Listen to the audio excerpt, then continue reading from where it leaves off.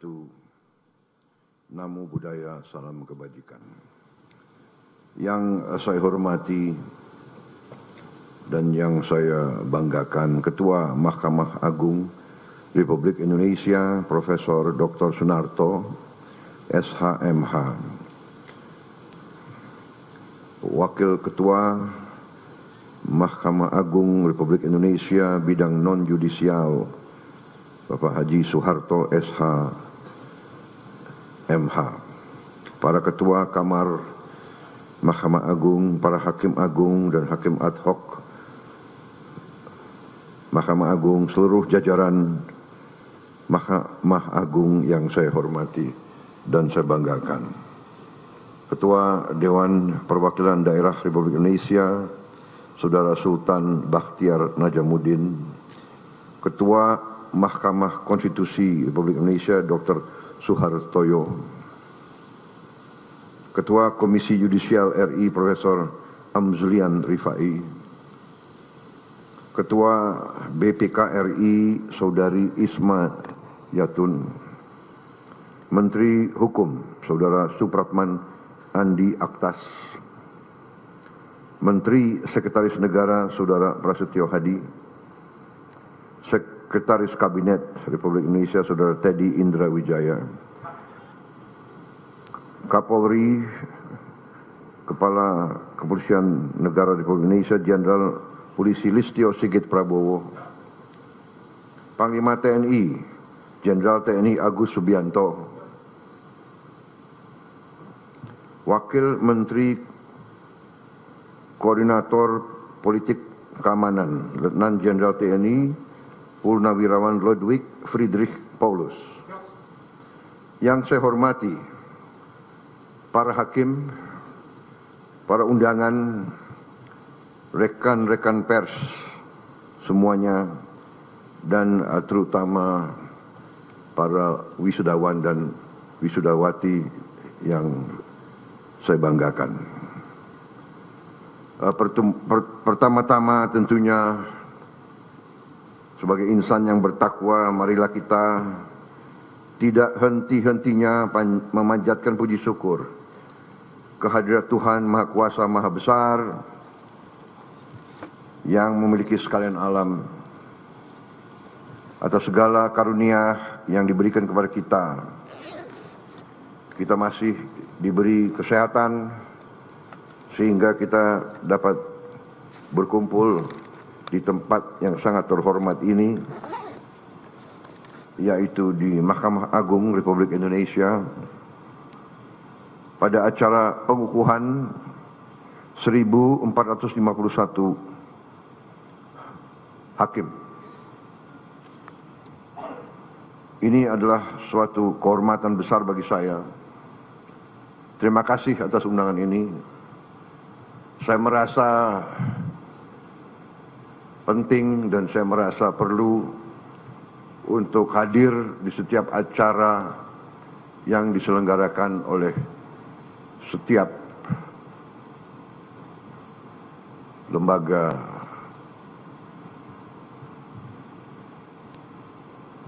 kehakiman, terutama Mahkamah Agung, Mahkamah Konstitusi, dan Mahkamah lain. Saudara-saudara sekalian,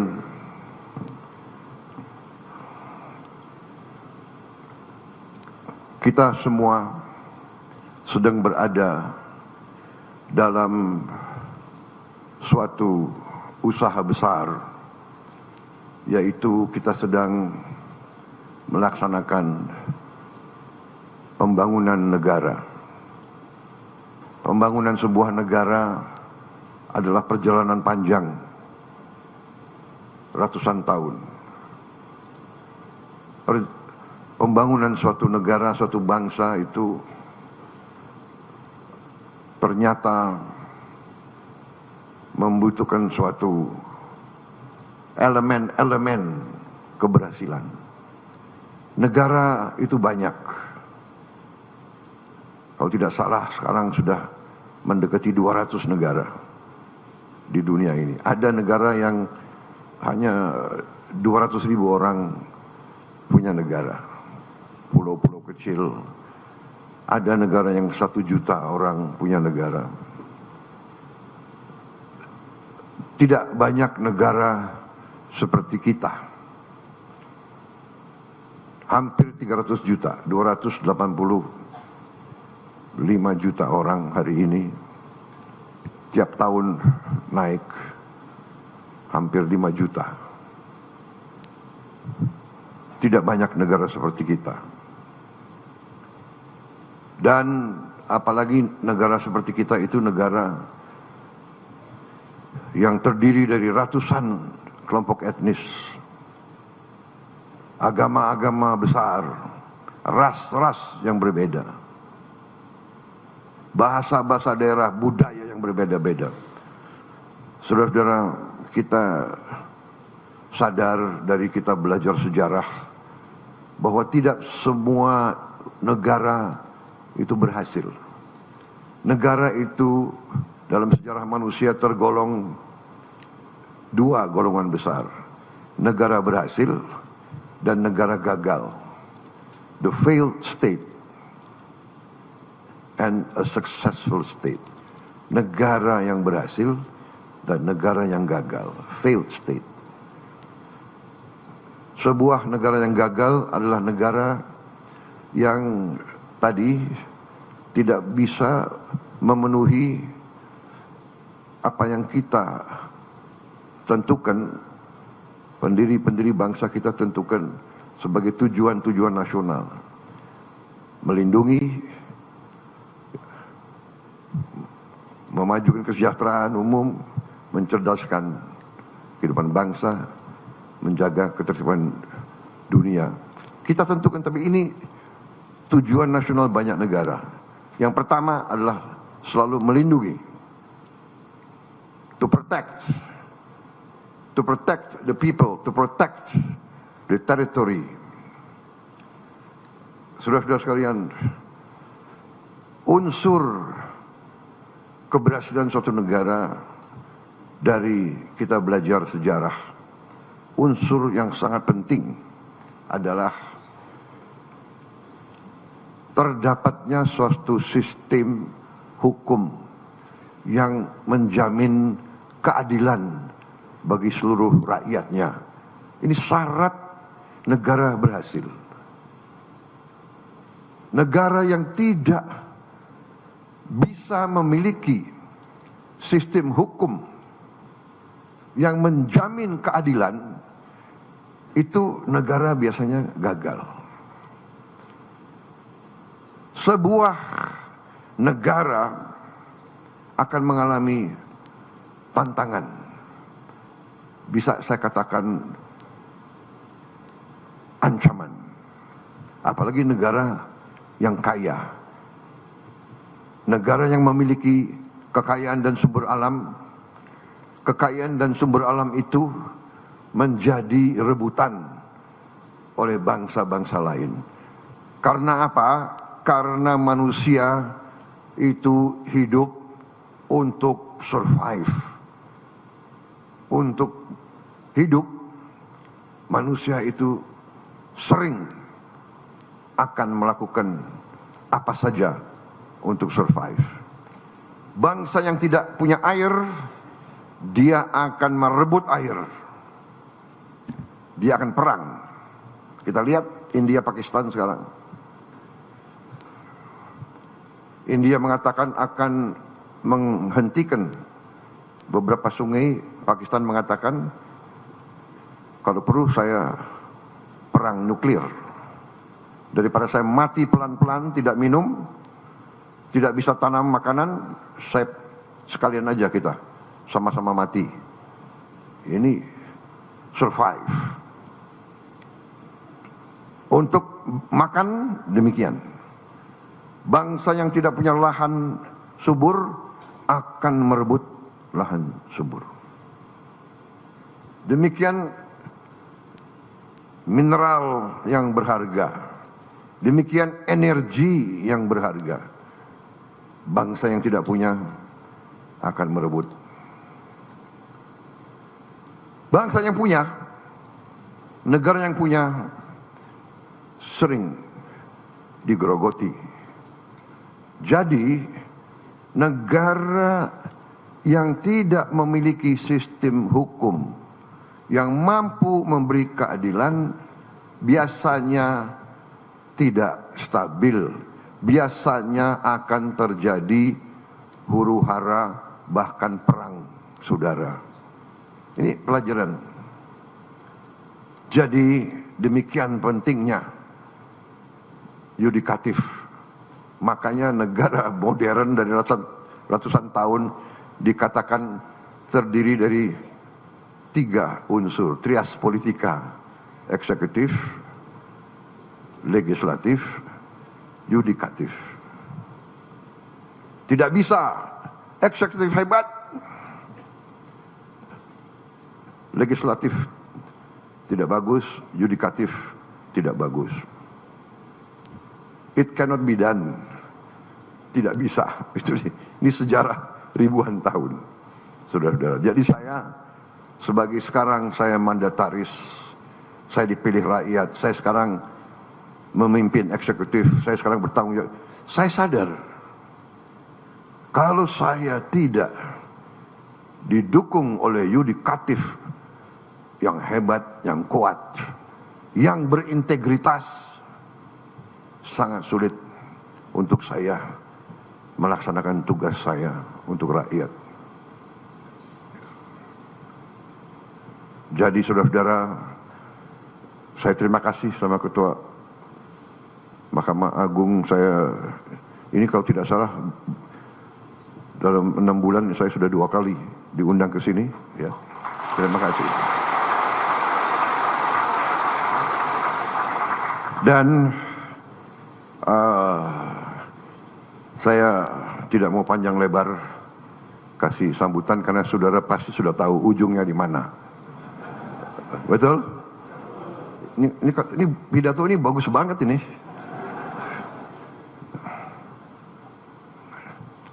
Tapi intinya saya menegaskan betapa pentingnya para hakim. Anda adalah benteng terakhir keadilan.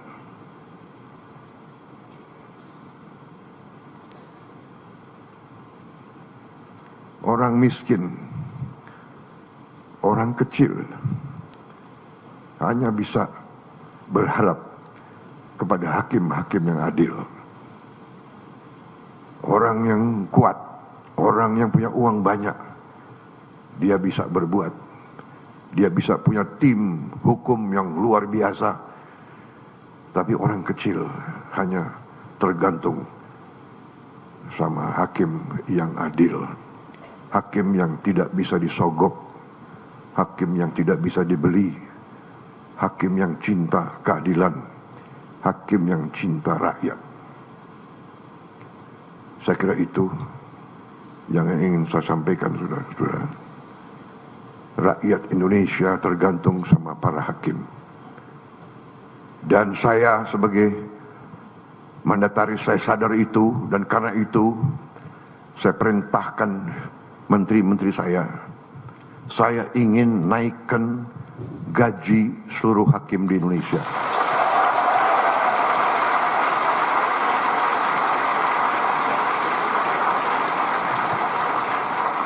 Cari uangnya. Enaknya jadi presiden tuh tinggal perintah-perintah. Yang pusing menteri-menteri, terutama menteri keuangan. Saya minta dinaikkan. Datang ke saya, segini Pak, kurang.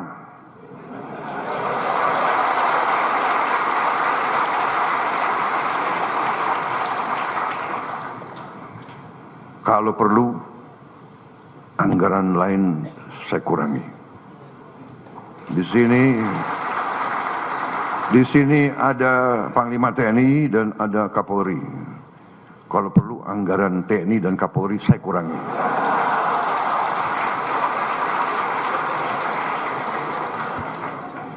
Percuma kita punya polisi yang hebat, tentara yang hebat. Si koruptor, si maling, si bajingan itu begitu ke pengadilan lolos. Kasihan ini anak buahmu Kapolri. Jadi kita butuh hakim-hakim yang benar-benar tidak bisa digoyahkan, tidak bisa dibeli.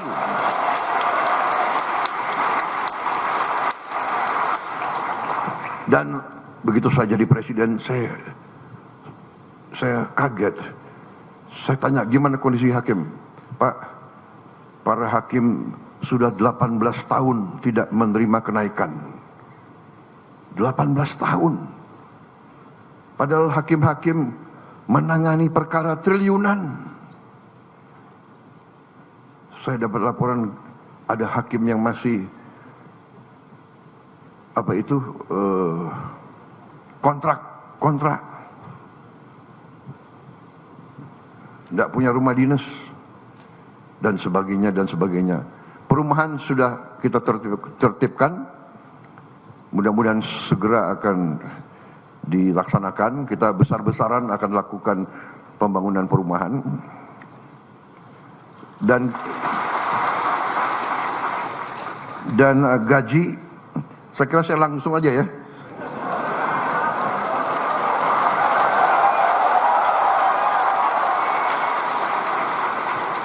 Sebetulnya masalah gaji itu adalah paragraf kelima. Jadi masih ada 1, 2, 3, 4 paragraf lagi. Tapi udahlah, aku langsung aja deh.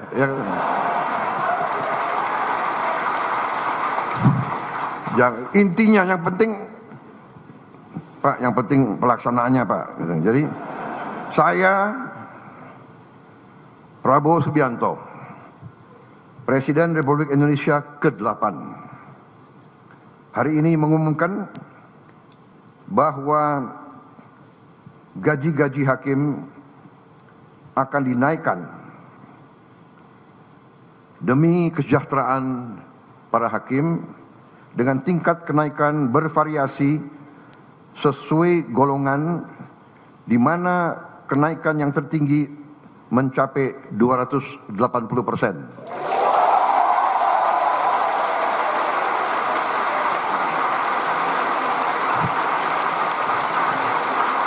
Dan golongan yang naik tertinggi adalah golongan yang paling junior, paling bawah.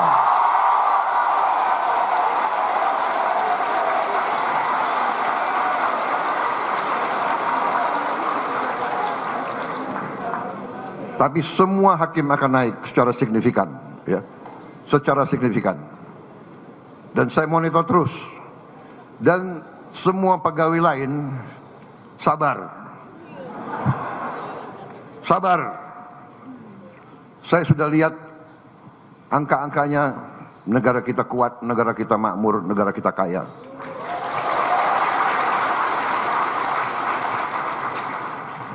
Yang penting kekayaan itu harus kita jaga, harus kita kelola sebesar-besarnya untuk kepentingan rakyat Indonesia semuanya.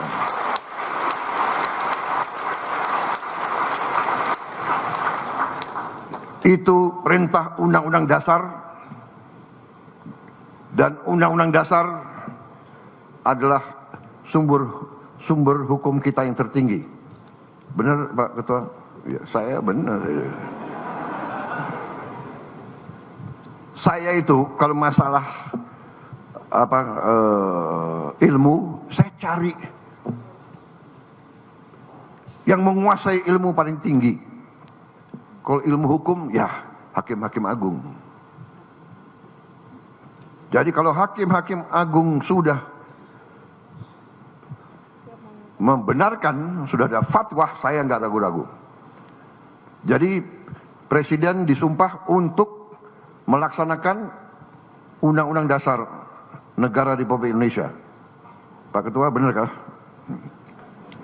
Kemudian Presiden juga disumpah untuk menjalankan segala perundang-undangan yang berlaku di Republik Indonesia. Benar? Saya tidak ragu-ragu, saya akan jalankan segala perundang-undangan di Indonesia.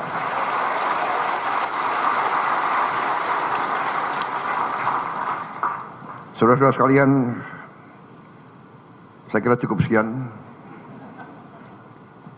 Yang penting itu kan, saudara-saudara, semua unsur lain sabar. Saya menganggap bahwa saya tidak keliru, malah saya sebenarnya masih anggap ini kurang besar, tapi sudahlah. 18 tahun hakim tidak menerima, 3% aja nggak terima, benar. 5% aja tidak terima, benar. Hari ini Presiden Prabowo Subianto ambil keputusan naik yang paling junior 280%.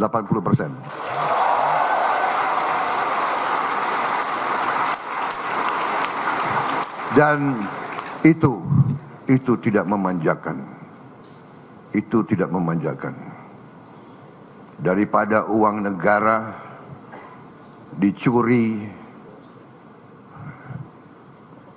oleh makhluk-makhluk yang nggak jelas itu. Berkali-kali saya kasih peringatan ya.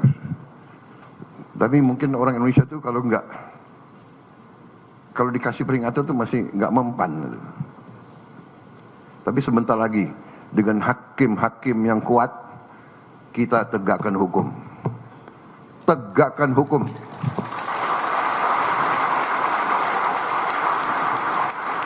Siapapun melanggar hukum, siapa mau bikin macam-macam,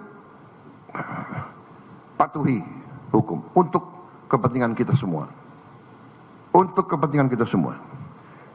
Saya menjaga supaya orang tidak dipermalukan, tapi saya lihat banyak sekali mereka dikasih tanggung jawab oleh negara, menipu negara, bohong kepada atasan, mencuri uang rakyat, menganggap seenaknya. Tapi jangan khawatir, dengan yudikatif yang kuat, dengan penegak hukum yang kuat, saya percaya polisi akan bekerja dengan sebaik-baiknya.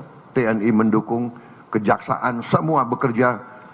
Kita akan tertibkan negara ini. Kita akan bikin Indonesia berhasil karena sistem hukumnya yang baik.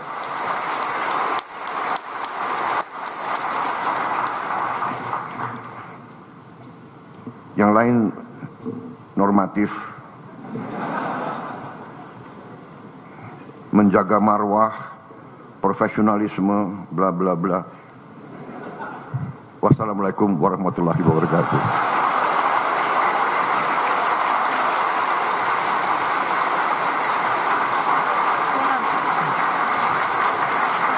Acara pengukuhan hakim tahun 2025 telah selesai.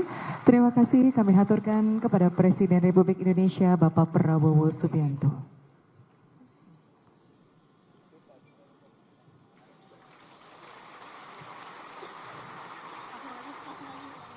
Itu tadi Presiden Republik Indonesia Prabowo Subianto hadir dalam pengukuhan 1451 hakim.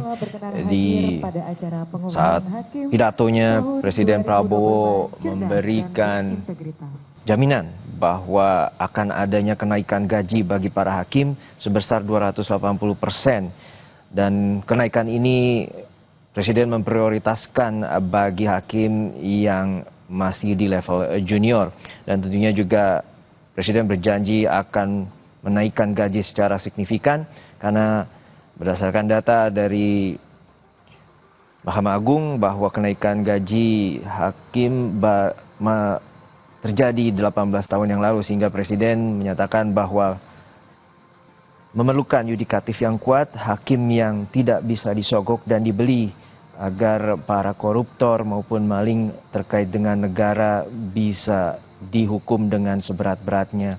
Dan Presiden tadi juga sempat menyatakan bahwa akan menggunakan anggaran karena meyakinkan bahwa Indonesia memiliki anggaran yang kuat, dan sempat menyebut dan berseloroh terkait dengan anggaran lain bisa dikurangi, baik itu dari TNI ataupun Polri, karena baginya bila yudikatif tidak kuat maka penegakan hukum di Indonesia akan tidak berjalan dengan baik.